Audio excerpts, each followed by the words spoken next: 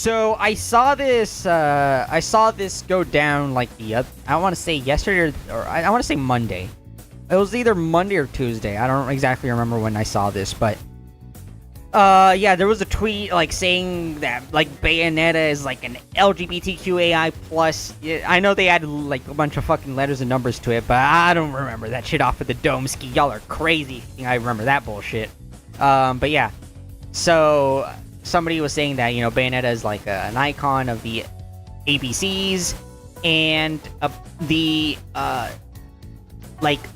think he's the creator of Bayonetta and Dante. This guy, he has a lot of clout, right? He has a lot of respect, and he quoted that original post talking about Bayonetta being an icon of the LGBTQ, and it is Hideki Kamiya is an absolute legend. Watch this shit, chat. Yep, Hideki Kamiya. Dante and Bayonetta. Yep, Dante. I was right. Talking about base Japanese people calling out the Twitter police types, I've often liked to use Hideki's picture in the thumbnails to represent Japan, because this man has no filter. He will call people out whenever he feels like it. It's always yep. That takes us to Hideki's Twitter account, where he responds to this tweet. Like, chat, I didn't follow Hideki Kamiya before I saw that post. So when I first saw it, I was like, there's no way this is there's no way this is official, right?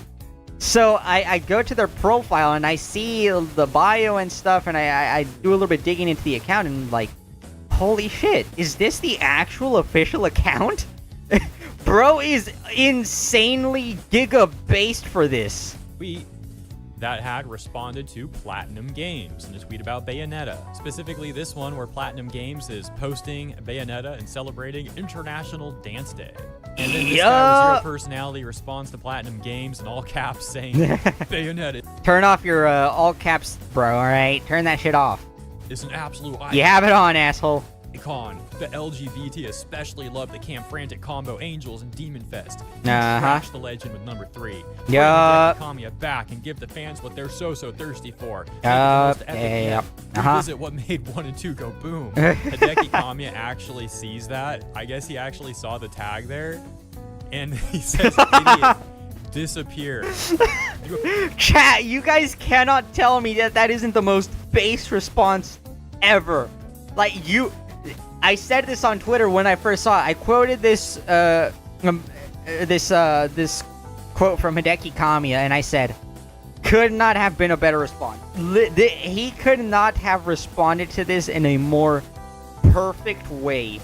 Imagine the man's just like going through his notifications and sees he's tagged in that. He actually freaking calls it out. 1.3 million views, 32,000 likes. Absolutely giga-based. Ken, thank you for the tag, bro. I do appreciate it. Now, for quick context here, for years, the obnoxious part of the LGBT community always tried to claim Bayonetta as like an LGBT icon, despite the fact that she's dating or married to Luca. I don't know all the Bayonetta lore. Yeah. So I don't really know the Bayonetta lore either, but I have seen quite a bit of like drama regarding this, right? Back in the day, I think it's basically like people trying to claim her as like an LGBTQ icon, claiming that she's like a lesbian or something like that, even though she, I believe, canonically, she is canonically in a relationship with a guy.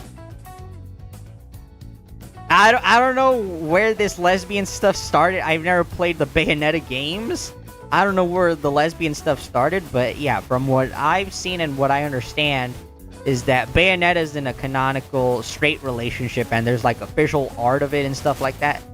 That's my like basic understanding as an outsider of the situation with that. Entirely, but I know she's in a relationship with Luca, the guy. And a few years ago, this official art of Bayonetta and Luca with a kid. Yeah, this is what it was. Yeah. Got very offended by this. They were crashing out about it. It was extremely pathetic. This is to say that Hideki's been dealing with people like this for a while. This is not his first run-in with people like this who try to project their headcanon as fact on his own creations, which could you imagine how obnoxious that would be?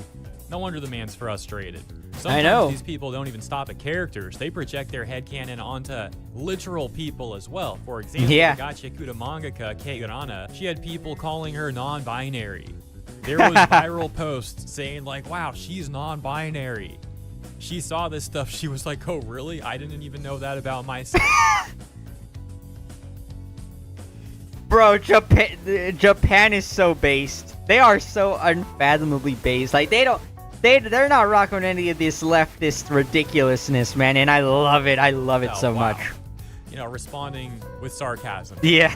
And whenever these people get called out, It they is so respond with good. the It's same so line, funny. Which is, people are allowed to have headcanons. And it's like, dude, that's not what you're doing, though. You're not just Yeah. having a headcanon. You're trying to force your headcanon onto other people. At that Yep. point, you're crossing the line into becoming an obnoxious loser. Let me know what you Yep, think about the 100%. latest here. As always, thanks for 100%. tuning in, and I'll see you in the next one. Funny. That is absolute cinema. I love that shit so fucking much.